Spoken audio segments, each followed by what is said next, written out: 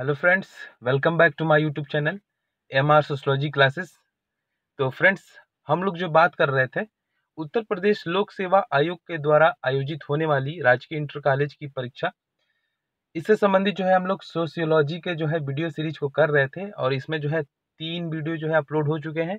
आप लोग play list में जाके तीनों वीडियो को देख लीजिए और ये हमारा जो है चौथी वीडियो है जिसमें सोशियोलॉजी का सेट 4 है ये, और इसमें जो है हम लोग 30 क्वेश्चन देखने वाले हैं। तो चलिए फिर शुरू करते हैं। तो फ्रेंड्स, इसमें हमारा 61 नंबर क्वेश्चन है।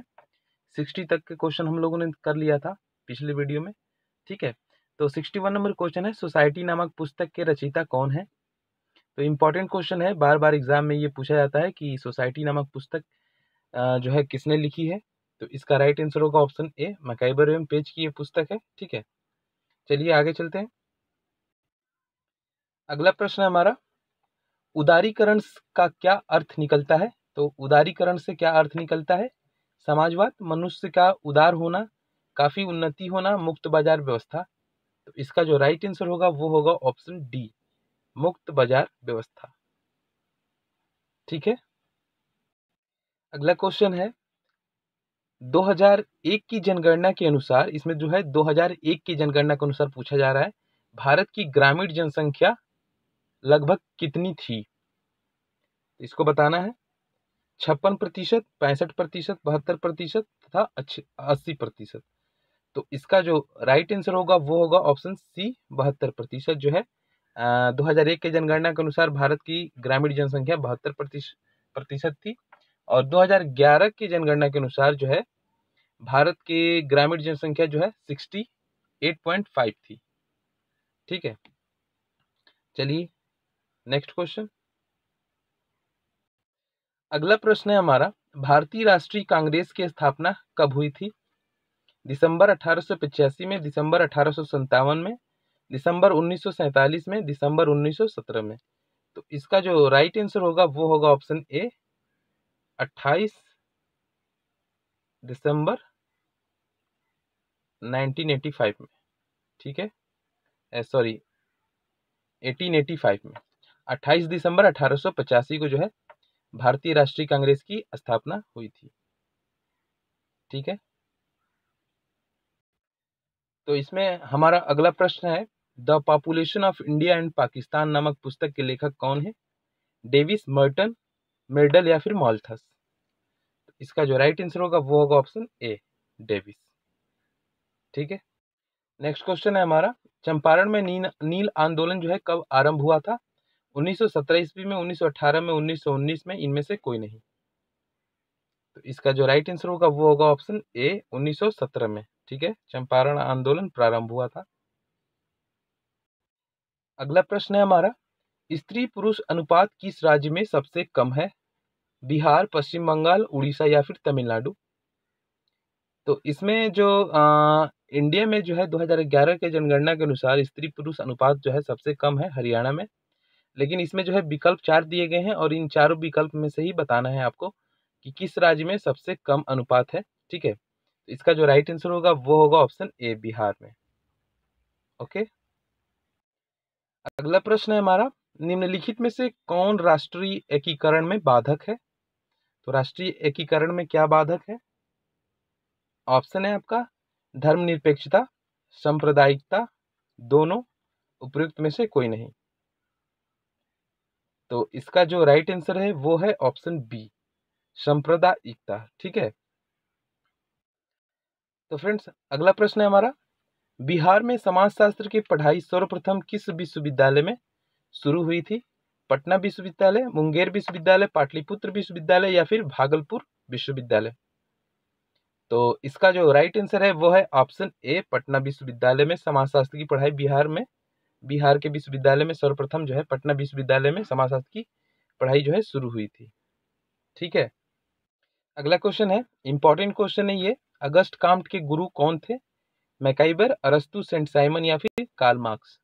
इसका जो राइट आंसर है वो है ऑप्शन सी, सेंट साइमन, ठीक है। अगला प्रश्न है हमारा, किसने कहा है समाजशास्त्र समाज का विज्ञान है। इंपॉर्टेंट क्वेश्चन है, कई बार एग्जाम में पूछे जा चुका है ये क्वेश्चन, ठीक है। तो ऑप्शन है वार्ड, मैकाइबर, गिडिंस या फिर स्पेंसर। तो इसका जो राइट आंसर है वो है ऑप्शन ए, वार्ड का है। ठीक है, ये कथन समाज और समाज का विज्ञान है, समाज और समाज का वैज्ञानिक अध्ययन है, तो ये गिडिंस का हो जाएगा। ठीक है, तो इसका जो राइट आंसर होगा वो होगा ऑप्शन ए। अगला प्रश्न है, पॉजिटिव फिलॉसफी नामक पुस्तक के रचयिता कौन है? कांट, सोरोकिन, मार्क्स या फिर हीगल?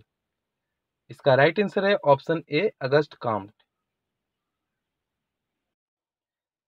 अगला प्रश्न है, बंबई विश्वविद्यालय में समाजशास्त्र विभाग की स्थापना किसकी अध्यक्षता में हुई थी? GS Ghurye, Patrick Geddes, R K Mukherjee या फिर डीएन मुखर्जी? इसका जो राइट आंसर है वो है ऑप्शन बी, पैट्रिक गिट्स की अध्यक्षता में जो है समाजशास्त्र की विभाग की स्थापना जो है बंबई विश्वविद्यालय में हुई थी। ठीक है, आगे चलते हैं। अगला प्रश्न है हमारा, इसमें से कौन भारतीय संस्कृति का मूल तत्व है? अध्यात्मवाद, कर्म संबंधी विश्वास, सामूहिकता या ये सभी? इसका राइट आंसर है ऑप्शन डी, ये सभी जो है भारतीय संस्कृति के मूल तत्व हैं, अध्यात्मवाद, कर्म संबंधी विश्वास, सामूहिकता। नेक्स्ट क्वेश्चन है, निम्न में से कौन समाज की विशेषता नहीं है? समाज मूर्त है, परिवर्तनशीलता, पारस्परिक निर्भरता, पारस्परिक जागरूकता? तो इसमें से पूछा जा रहा है समाज की विशेषता कौन सी नहीं है, तो इसका राइट आंसर है ऑप्शन ए, समाज मूर्त नहीं होता है बल्कि अमूर्त होता है। ठीक है, अगला प्रश्न है, किसने कहा है समाज संघर्ष मिश्रित सहयोग है? बोगार्ट्स, मैकाइबर, अगस्ट काम्ट, जॉर्ज सिमेल? इसका राइट आंसर है ऑप्शन बी, मैकाइबर। ठीक है, अगला प्रश्न है हमारा, प्रत्येक व्यक्ति यह जानता है कि नगर क्या है, किंतु किसी ने भी संतोषजनक परिभाषा नहीं दी है। तो ये कथन किसका है? बर्गेल का है, एडरसन है, विलकॉक्स है, मैकाइबर है? इसका राइट आंसर है ऑप्शन ए, वर्गेल। अगला प्रश्न है, वानप्रस्थ आश्रम आश्रम व्यवस्था का कौन सा स्तर है? प्रथम, द्वितीय, तृतीय या फिर चतुर्थ? तो जो है आश्रम व्यवस्था हमारे कितने होते हैं, सबको पता होगा कि 4 आश्रम व्यवस्था होते हैं, जिसमें पहला है ब्रह्मचर्य आश्रम, दूसरा है गृहस्थ आश्रम, तीसरा है वानप्रस्थ आश्रम और चौथा है संन्यास आश्रम। तो तीसरा जो है इसका राइट आंसर होगा ऑप्शन सी, ये तृतीय अवस्था है। ठीक है, अगला प्रश्न है, इंपॉर्टेंट क्वेश्चन है ये, भील नामक जनजाति किस राज्य में निवास करती है? राजस्थान, बिहार, पश्चिम बंगाल या फिर मेघालय? इसका राइट आंसर है ऑप्शन ए, राजस्थान। ठीक है, भील नामक जनजाति जो है राजस्थान में निवास करती है। अगला प्रश्न है, जाति व्यवस्था का व्यवसायत्मक सिद्धांत के प्रतिपादक कौन है? रिजले, घुरिये, नेस्फील्ड या फिर कार्ल मार्क्स? इसका राइट आंसर है ऑप्शन सी, नेस्फील्ड।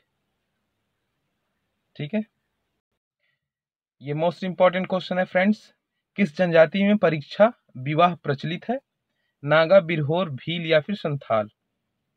इसका राइट आंसर है ऑप्शन सी, भील। ठीक है, तो परीक्षा विवाह जो है भील जनजाति में प्रचलित है।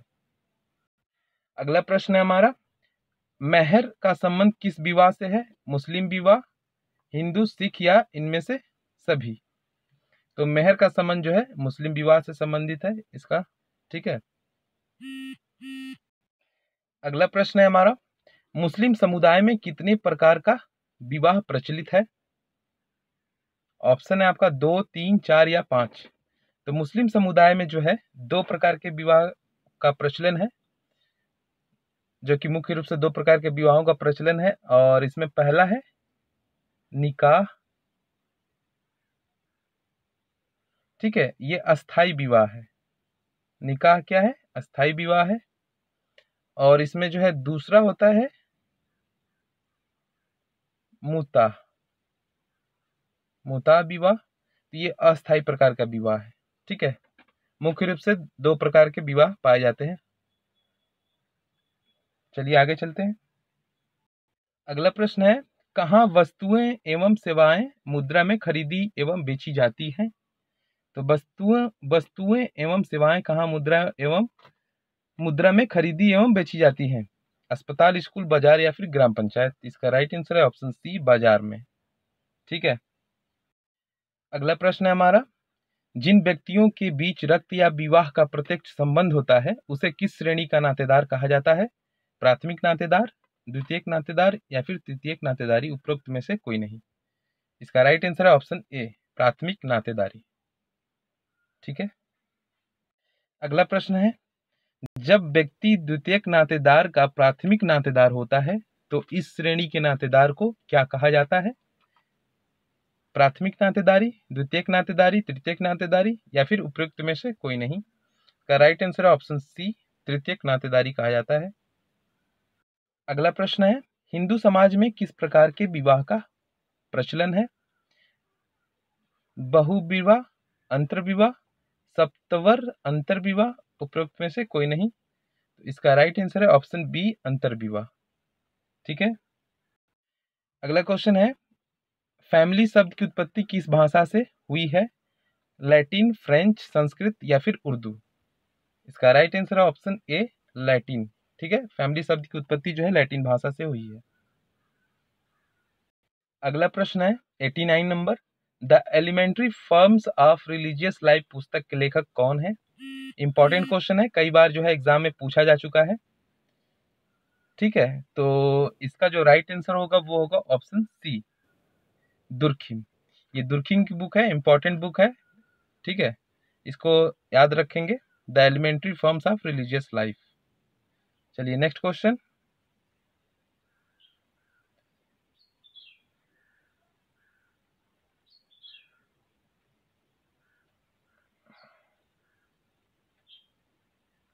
तो अगला प्रश्न है हमारा, भारतीय संविधान के किस अनुच्छेद के द्वारा लोकसभा में अनुसूचित जाति एवं जनजाति के सदस्यों के लिए स्थान आरक्षित जो है किया गया है? तो अनुच्छेद 334, अनुच्छेद 332, अनुच्छेद 330 या फिर अनुच्छेद 338 के द्वारा। तो इसका राइट आंसर है ऑप्शन ए।